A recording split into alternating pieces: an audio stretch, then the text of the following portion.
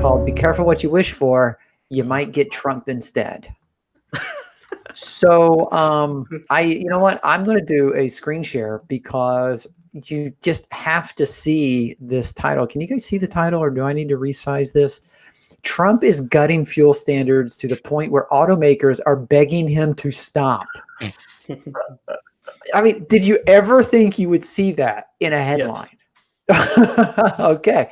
I never dreamt that these people who we've talked about for 10 years would ever say, okay, stop gutting regulations. Because for 10 years, we've talked about how they've pushed back from advancements. You know, and let's face it, for the last 10 years, 8 of the 10 years was President Obama. And President Obama was always trying to push environmental initiatives and always trying to increase fuel economy, push electric vehicles. And just like this article starts off with, there's nothing Donald Trump likes more than knocking down protections for air or water, except perhaps knocking down protections for air or water that were put in place by Barack Obama. So the whole time that President Obama was trying to increase the fleet average, the car manufacturers were arguing against it. Oh, it's going to be too expensive. Oh, we can never achieve that. Oh, no one's ever going to buy these cars. So they pushed against it and pushed against it.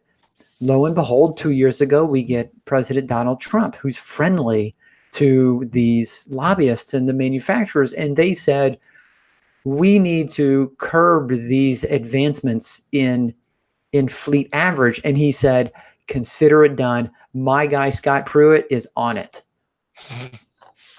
So, yeah, not only are they rolling back these advancements in fuel efficiency, they're basically just saying, okay, there are no more regulations. If you want to make the most polluting car ever, go for it. We're not going to punish you for that. Just do whatever you want to do.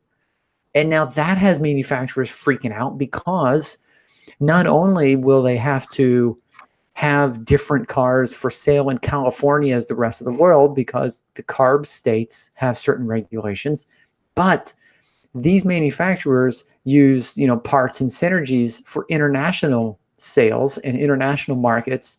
Cars made in the United States would not be viable product in other countries where regulations are higher.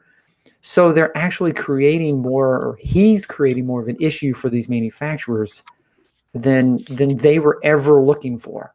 He doesn't care. He doesn't care. He really doesn't care. He just wants to roll back as many initiatives as possible, and clearly doesn't have the forethought to realize what it is he's actually doing.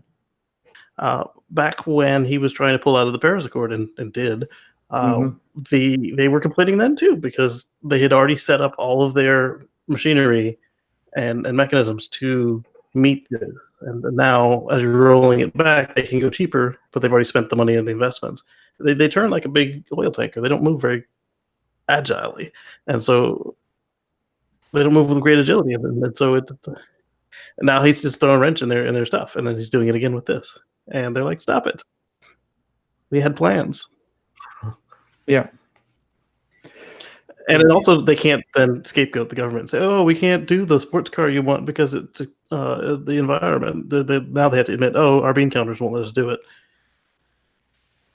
So it sounds like even if he removes all the regulations, they're still going to make efficient vehicles, because that's what they've tooled up for. That's what they were expecting, and that's what they need in order to sell in California and international markets. Yep. I just hate that we have a government that's rolling this stuff back with such fervor and almost enjoyment. Glee, yeah, exactly. Yeah. Almost. It's great enjoyment. Yes. I don't understand. They all have grandchildren. What do they expect these individuals to breathe and eat? The bottled Trump air. Drink. Selling. Yeah. They're gonna be buying bottled. Exactly, Mark. boy, this is going to go down a political rat hole. Really. But I'm sorry. no. I mean, it's a fair point in that the wealthy people that are making a lot of these decisions and influencing the people making these decisions, they're going to live in their own little dome. They're going to be whatever. They don't care. The environment is where the poor folks live. Yeah. Right. Well, also the people who are actually doing it, they'll all be dead within 10 or years. they're complete sociopaths and they just want to wipe out millions of people for no readily discernible reason with no plan for their own safety. Who remembers this scene? I love that scene. What is that? Spaceballs, Perrier. Spaceballs. Perrier. Oh, yeah. I have to watch Spaceballs someday. Oh my God. I know. Wow. It's before my time and I've seen it. Dude, okay, Russell, here's what you need to do. Go rent a car for half an hour. And watch Spaceballs. I would love that, actually. Yes.